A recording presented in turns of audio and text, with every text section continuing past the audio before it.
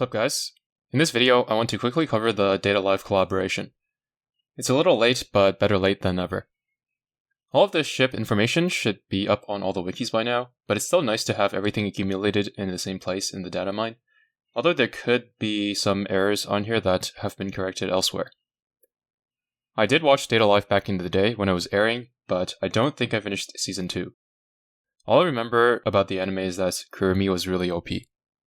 Unlike some of the other recent collaborations, like the SSS Universe and Atelier, this batch didn't have anything too complex in the sense of special collaboration auxiliary equipment that provide the ships with important special effects. And they also don't force you to sortie a bunch of them at the same time to activate some kind of faction buff, or the mana stream mechanic like the Atelier bunch. If you're a new player and you just happened to get one or two of these ships, they're totally going to be usable, and most of them are perfectly fine placeholders and will contribute to your progression until you're able to replace them with more powerful URs. Do consider before investing in the entire group at the same time, as it will put a huge dent in your gold bullion stockpile. For the record, I never developed the habit of doing my daily exercises, so I haven't even max limit broken half of these ships, long after the event has already ended. Aside from the mechanics, the kits themselves are also quite simple, so I'll quickly summarize each one of them and go into detail only where necessary. First up is Tohka. She's a straightforward stat stick heavy cruiser. By stat stick, what I mean is a ship with solid base stats, and maybe some stat buffs in their skills that make them tanky and output decent damage, but don't provide a lot to the other ships in your fleet in terms of buffs or enemy debuffs. All of her stats are pretty high for an SSR heavy cruiser, which makes her a solid but not outstanding ship. Her skills are very straightforward, having some small damage and defense buffs, barrages that contribute some extra damage, and small bits of utility that will mostly go unnoticed. Additionally, her unique Augment also provides her extra damage reduction and stack and crit rate, which are again just defense and damage buffs. You can think of her as just an upgrade over Portland Retrofit. Next up, we have Origami, who is a carrier with a generalist loadout. An important aspect to consider when it comes to evaluating carriers is their loadout, since different plane types excel at different things. Since Origami's loadout is almost completely evenly spread out across the three types, she can do a bit of everything, but doesn't specialize in anything. In terms of skills, she's again very straightforward, having some damage buffs, defensive buffs, and barrages. At a glance, her stats, buff numbers, and barrage numbers don't stand out as anything special, so I would expect her to perform like an average SSR carrier. Next up is Kotori, the standard battleship that, once again, has some damage buffs, this time in the form of firepower and accuracy buffs, and activates a barrage when she fires her guns. And I probably sound like a broken record at this point, but her stats are solid for an SSR, and her barrage is okay. There is one thing that makes her kind of stand out compared to a typical battleship, which is her third skill that saves her from dying, so her survivability should be noticeably higher than most other battleships, which will come in handy in late game campaign stages, but chances are you'll probably have access to something stronger by then.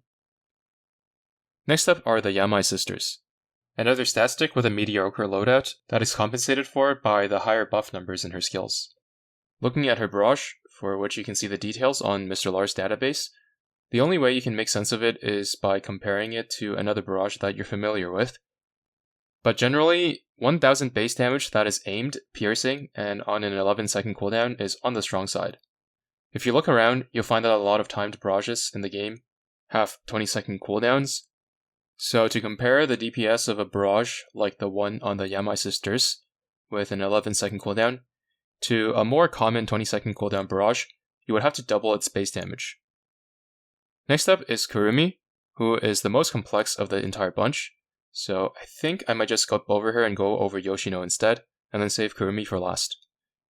Yoshino is a light carrier, and she also has a balanced loadout with all three plane types, pretty evenly spread out, just like Origami, so again, no specialization in that aspect. Her first skill buffs her damage stats and also summons a golem to slow enemies by 30%. By the way, the slow lasts for 6 seconds, not 8. There's a typo here. From my experience, a 30% slow is kind of weak sauce, and won't really make a big difference on the outcome of a fight, but it is something. The more important part, though, is definitely her second skill, which is a 3% max HP shield, and if it breaks, then it additionally activates a 3% max HP heal. If the shield doesn't get broken though, the ship doesn't get the heal. How I see it is that if the 3% shield isn't broken in 6 seconds, then the ship probably isn't under a lot of threat, so it's probably fine, but at the end of the day, she's definitely not going to be healing as much as real healers, even the ones that are on the lower side when it comes to strict healing output like Shouho or Claudia. Unlike most healers though, she does have 8 full planes, 2 separate barrages, and damage buffs are quite rare on healers as well, so her damage is quite a bit higher, but I don't think it's high enough to bring her just for her damage output, so she's kind of in limbo, where she's not really super strong and she doesn't heal enough. Overall, definitely usable and not a liability, but doesn't really provide anything too special. Okay, now Kurumi. She summons clones and the clones heal her when they're destroyed. When the real Kurumi is about to sink, she'll be replaced by one of the existing clones, and at the end of the battle, she'll heal for each clone remaining on the field. With all of that healing, her staying power is exceptional. On top of that, she also summons a zone for 3 seconds, every 5 seconds, that can slow or potentially root enemies inside, which is extremely high uptime. So far, it sounds like she's an invincible tank who keeps all enemies still. She is not without her shortcomings though. First, both her root and her clone generation relies on there being multiple enemies, as the more enemies are inside her zone, the more time points she generates, which is the resource she uses to summon clones. On top of that, she doesn't root enemies unless there are 3 or more enemies inside the zone at the same time, so if you're looking for some sort of reliable route to assist your main fleet ships in a solo boss fight, you're gonna have to look elsewhere. Of course, there's no problem when the content she's being used in has a lot of enemies on the field, like in the later campaign stages, but in that case her route isn't super useful, since a lot of those enemies don't move anyway. There's also the occasional boss fight, like Azur meta, who is pretty much just built for her to succeed, providing enough units to not only make her immortal by providing her with a constant supply of clones, but also activates her root on every proc. Without these conditions being met though, she's far from being immortal. One more weakness that needs to be noted is her low damage output, which is necessary to make her balanced, given her potential to be near unkillable and constantly root enemies in place.